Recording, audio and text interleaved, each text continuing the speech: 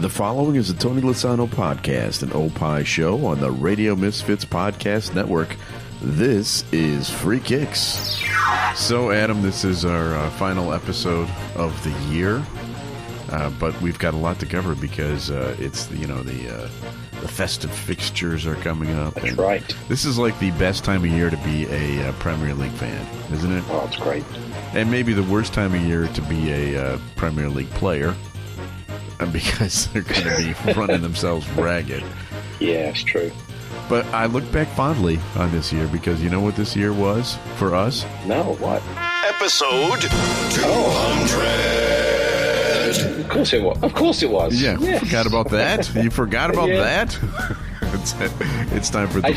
Go ahead. I wanted the tense music. I just wanted to kind of stew it up. It's all good. All right, it's time for our final show of the year. And now, Free Kicks. Free Kicks with Illinois Youth Soccer Association's Director of Coaching, Adam Howarth, and Rick Kemper.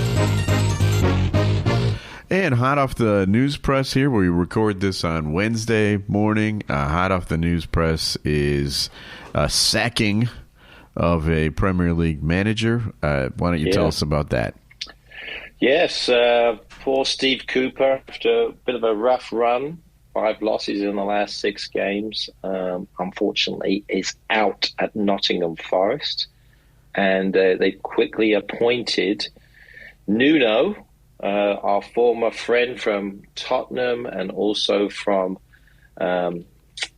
Wolves. Wolverhampton. But so as he goes by Nuno, but his full name, Nuno Espirito Santo. So he will be taking charge of the games coming up this weekend. So, he tells everybody it's a new chance for everybody. Hopefully they can get back on track. Obviously, we have a little bit of an American feel there with Matt Turner in goal. So hopefully he stays in goal. Yeah. He just got back in. So hopefully things go well for him. Well, he had a good run at Wolverhampton, a not as good run at Tottenham, but... we'll see. I mean, he is an experienced coach, that's for sure. Definitely. Knows the Premier League. Hopefully he can turn it around for him. You know what I would like to talk about this week, which we haven't talked about yet this season, because our teams are not in it. I know. But that is the Champions League. They're down to their round of 16. Mm-hmm. They had their draw this week. Yeah. Now... this is not really a good year for them. I can't remember the last time the Premier League had only 2 teams in the final 16 because both Newcastle and Manchester United were knocked out. Yep, exactly. Yeah, not surprising, those 2 teams. What can you do? Tough one. In fact, it seems like it's the year of Spain yet again. They've got 4 teams left. They do. Why don't we go over it a little bit here? We've got Copenhagen versus Man City. Now that Copenhagen team has been pretty shocking. They've been knocking out some good teams. Yeah, I think they might have run into the team they're not going to knock out. However, I would agree with that. See you, Copenhagen. Right. Take an early Christmas. The other Premier League team, Arsenal, is still in it. They've got Porto as their. As their opponent. That's a tougher one. What do you think? Yeah, a little bit of a tougher one. I would still go with Arsenal to win that one. I mean, Porto's had some good runs, but they've got to definitely be the favourite there.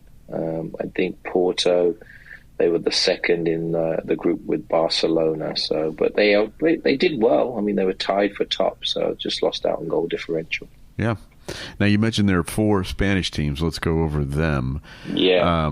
Some of them have some pretty hard draws, I must say. Real Sociedad up against PSG. That's a tough one. Yeah. They won their group. They won their group too, so that kind of is a tough one. Then you've got Atletico Madrid. They face Inter Milan. That's a tough one. Mm-hmm. And Barcelona faces Napoli. That's maybe the toughest game in that whole round. Yeah, I would agree. Yeah, Napoli. I mean, they didn't have a great group. I mean, well, I shouldn't say that. they came second in their group to Real Madrid. So that tells you everything you need to know. Right. I mean, Real Madrid was just a force, winning every game. Didn't lose a single match in the group play. So yeah, it is. There's something in the water when they get into the Champions League, because I was looking at the standings. They're not in first place in La Liga. Yeah. You know, so they face Leipzig, which I'm going to say is one of the easier draws for them too. Yeah, I think they're going to have. Yeah, I agree. I think they're going to have an easier case with them. So I would agree with that. I mean, they finished second in the Man City group, but it should be an easy one for Real Madrid. And then the last draw here is Lazio versus Bayern Munich. Pretty easy draw for Bayern, I'd say, too. I would definitely say that. Bayern was definitely the pick of their group. I mean, Copenhagen was in that group as well. They finished second, but Bayern, 5 wins and just the draw. Yeah. They're going to be, I think, a Final Four contender for sure. Oh, the other one I forgot was Dortmund. They're still in it. They've got PSV. Yeah. So there are 3 German teams in the final 16. Yeah, 3 Germans, couple Italians, couple English, and rest from different countries. But you're right. Yeah, I mean, I think that's going to be an interesting game. Dortmund is always tough. I mean, they topped their group. I mean, that was, if you remember that group, Dortmund, PSG, AC Milan, and Newcastle. I mean, what the heck? I felt bad for Newcastle with that draw. Yeah, that's true. Yeah, that was a tough one. But yeah, I think the PSV, which is arguably the best team in Holland now, they've kind of taken over the mantle from Ajax. Yeah. So it'd be a good run for them to get through. So. Okay, so that the games don't actually begin until next year, right? Correct. Yeah, but typically February is normally they'll have a little bit of a break now. And then the final is at Wembley on June 1st. So, yeah. I will say this. I'm reading through the list here of the games. None of these really excite me. How about you? Yeah, because neither of our teams are in it. That could be. No, you're right. To be fair, I would definitely tune in to the Napoli-Barcelona game. I think that's one that's got it. And even PSV Dortmund might be a good one too. I haven't watched much of it. I definitely want to spend a bit more time now. We're into the final 16. We all need to do a better job of watching these games. Yeah, that's my New Year's resolution. There you go. There we go. I'm sure your wife is thrilled with that New Year's resolution. Honey, here's what I need to do. I need to watch more soccer. Exactly, yeah. What a great New Year's resolution. I'm going to watch more Champions League. I haven't watched enough. It's been really terrible. Oh, yeah, she's going to appreciate that. Well, let's talk about the other cup that is progressing this week that I know you watched. Oh, yes, Yes, because that's the Carabao Cup, and Chelsea is still in it. Yesterday, we're recording this on Wednesday. On Tuesday, Chelsea and Fulham both advanced on penalty kicks, and that was exciting. Oh, it was awesome. It was great. And, really, really exciting. Fantastic win for Chelsea on penalty kicks. And, we'll see. I think the draw is going to be taking place after the game today. We're recording on Wednesday, so it's going to be after the Liverpool-West Ham game. So we've got Chelsea, Fulham, Middlesbrough through, and then it's either Liverpool or West Ham. So let's hope for a nice Chelsea-Middlesbrough semi-final. I'll take that one to get to the final. All right, so those are your final 4 teams of the Carabao Cup. Now, this is the thing we need to talk about the most. Oh, wait a minute. I need to hang on, because we have...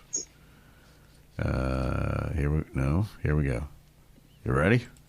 I'm ready. Premier League football. What's happening on the pitch? All right, because this really is the bread and butter of this show is Premier League.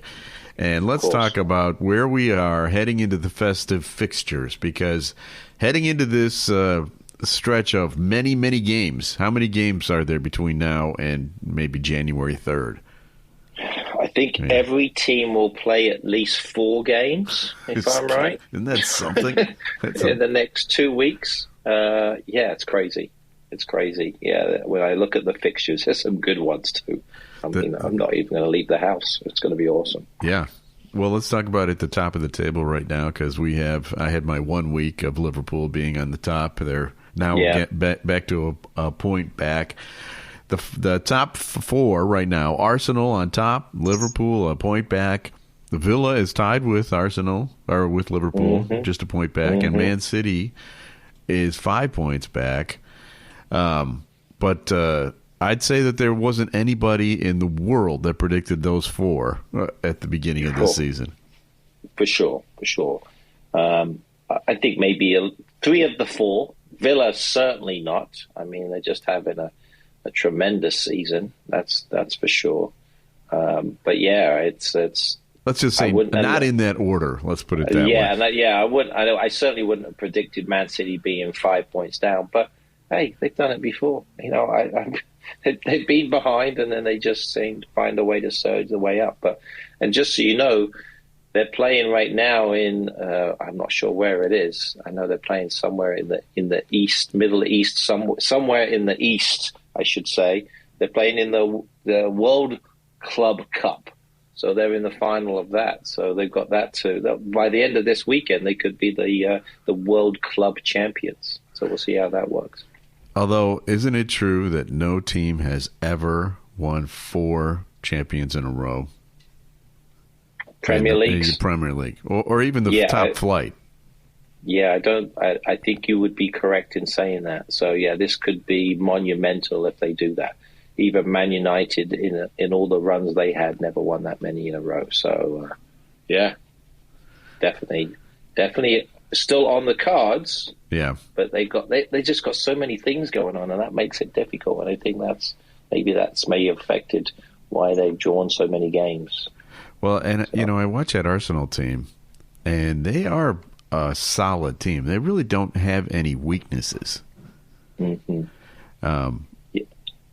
Liverpool is not as impressive to me as Arsenal is because Liverpool can blow up at any moment, and their defense is questionable, especially when you got Trent back there.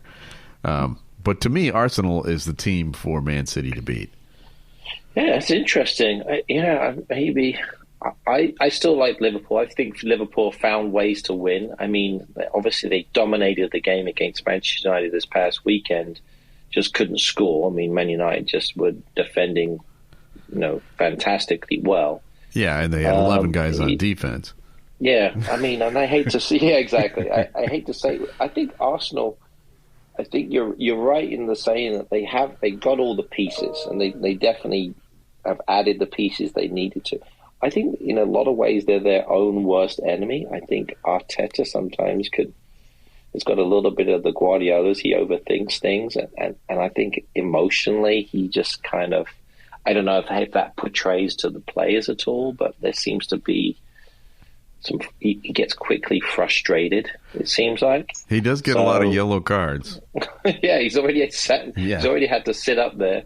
I mean, quite a few managers, to be fair, this year have been sitting upstairs watching games because of yellow cards. Pochettino's another one, a few of the others too. So, yeah, in a lot of ways, they might be their own worst enemy in terms of how things go, and they've got to find a way to win. There's no question. Historically, they've done it before.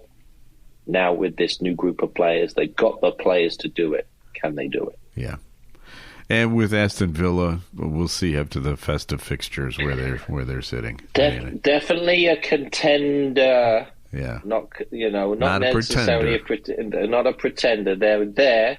It's happy days for the villains, but I just can't see them lasting. I mean, I think their depth of squad is always going to be their biggest challenge when you compare the other squads that the other teams have.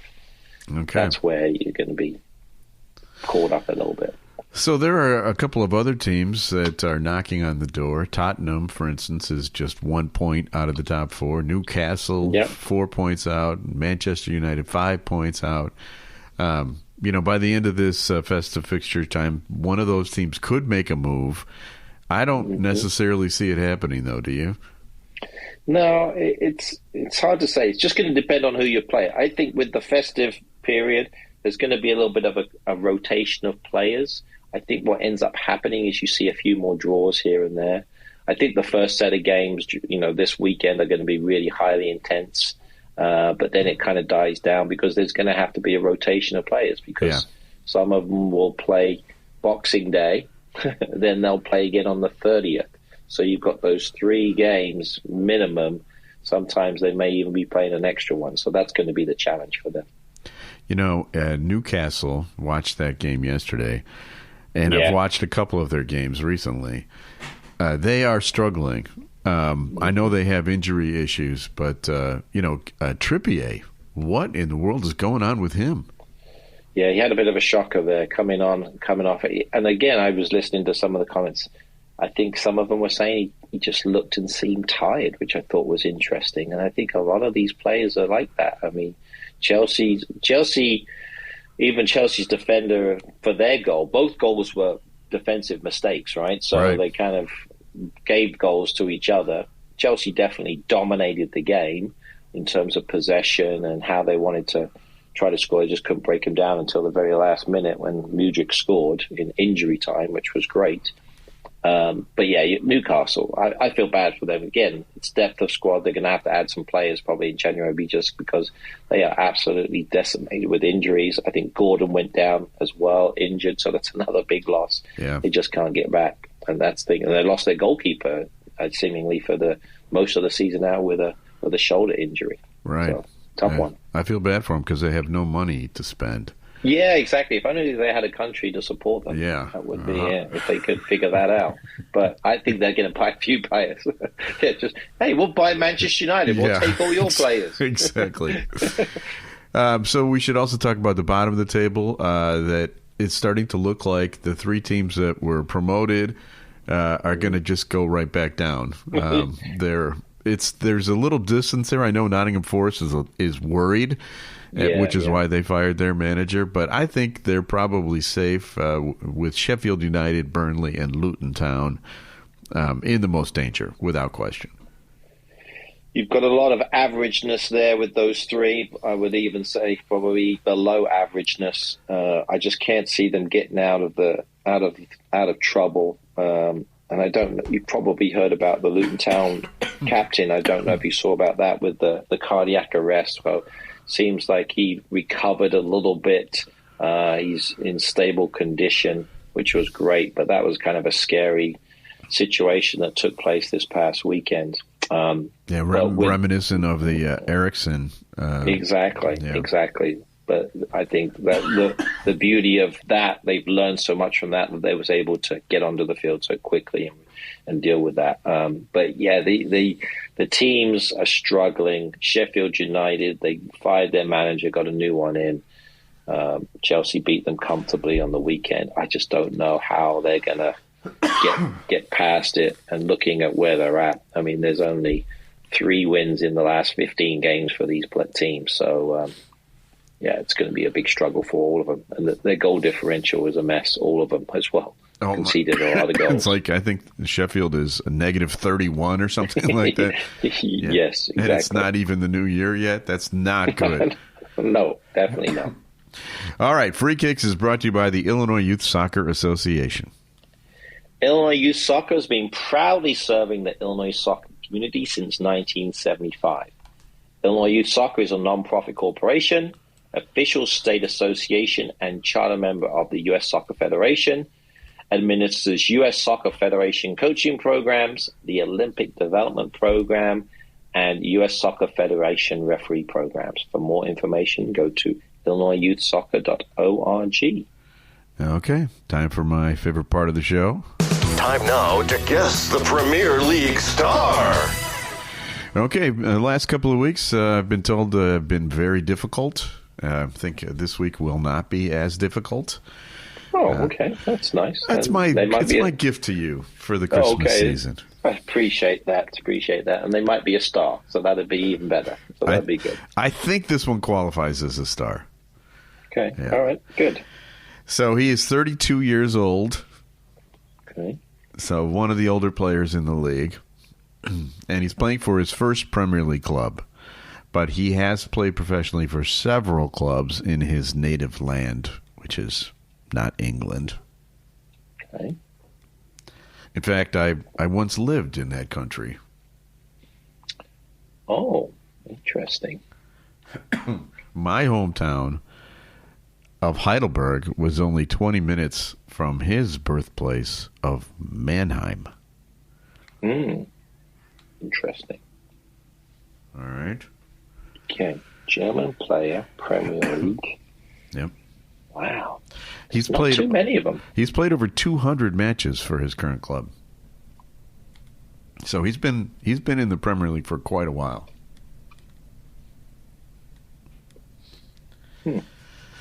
He's a midfielder, but over his long career, he's also played right back. He's also played forward.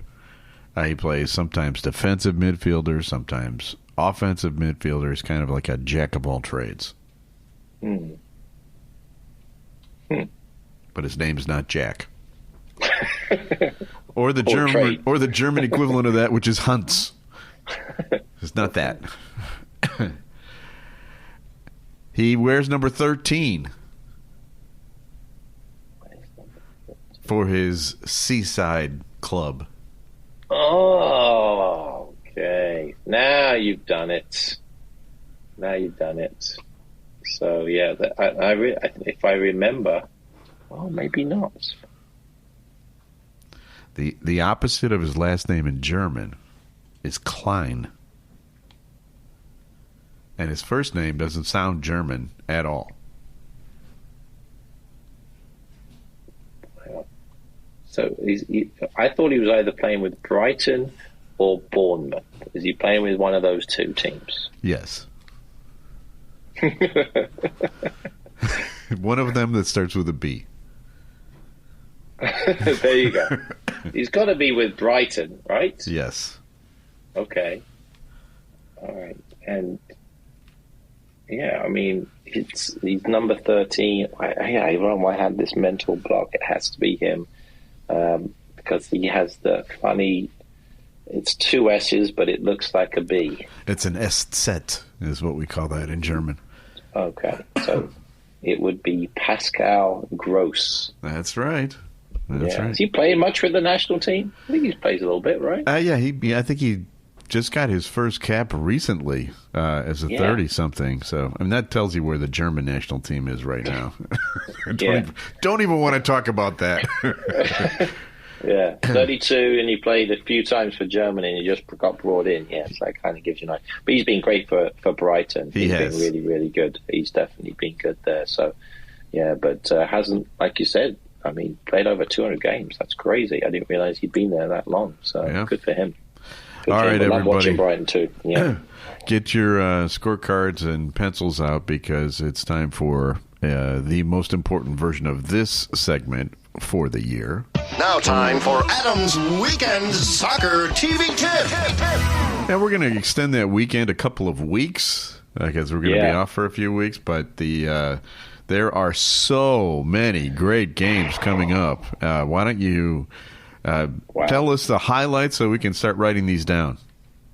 Yeah, okay. So first one, this is going to be an absolutely fantastic game. And it's going to be great for your timing to get up. 11:30 kickoff, this Saturday coming up.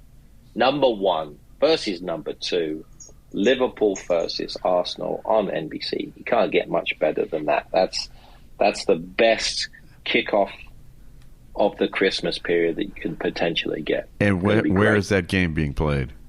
At Anfield. Oh, yeah. You got to love that. Love that. And then, I mean, you look at other games. Boxing Day, I think that's just such a strong day. I know I miss Boxing Day going home because that was always a day I would always go watch a game. It was always a lot of fun. Seen Chelsea many times on Boxing Day. But I'll stay at home and be eating my steak and kidney pie instead. But you know, that's all right. Chelsea's not playing on Boxing Day this year. No, they're not. So that's the frustrating part. Yeah. But, so they'll play on the 27th. You know what my son Sean told me? Because you know how we come to your house for Boxing Day? Yeah. He said that this may be the first year that I'm welcome in your home because apparently every time I come to watch a Chelsea game with you, Chelsea loses. That's true. That's a good point. exactly. So we won't be watching the next game together on the Wednesday when they play Crystal Palace. Right. That's true. But I think that the best day on Boxing Day is probably going to be at Old Trafford, Man United versus Aston Villa. So we'll see. Yeah, we'll see who shows up for that one. That's going to be a good one, I think, worth watching. And then before you know it, we're back to Saturday the 30th. So you've got December on Saturday, December the 30th, and then New Year's Eve as well on the 31st. And then you've got games on the 1st of January and the 2nd of January. So it's a tough one to pick for that weekend, but I'm probably going to go with, and just to kind of see where they're at. I mean, I think it'll be another good one. It's going to be New Year's Day, Liverpool versus Newcastle. Wow. Yeah, it's going to be some good games for sure. So there's 3 to get you started with, but it starts on Saturday. What a great game. Liverpool, Arsenal. I'll be definitely sitting down watching that one. Yeah, that's great. So, yeah, this is the time of year, Premier League fans, to buckle in and strap on your brown sauce and get ready to. There'll be plenty of that. There'll be plenty of that. Rock. Free Kicks is brought to you by Green White Soccer Club. We are run by Mustafa Edders, who has our youth program, and you can find out more about Green White Soccer by going to greenwhitesoccer.org. All right, we have people to thank. Here we are finishing up another season, finishing up another year, rather. Thanking Tony Lasano with Opie Shows.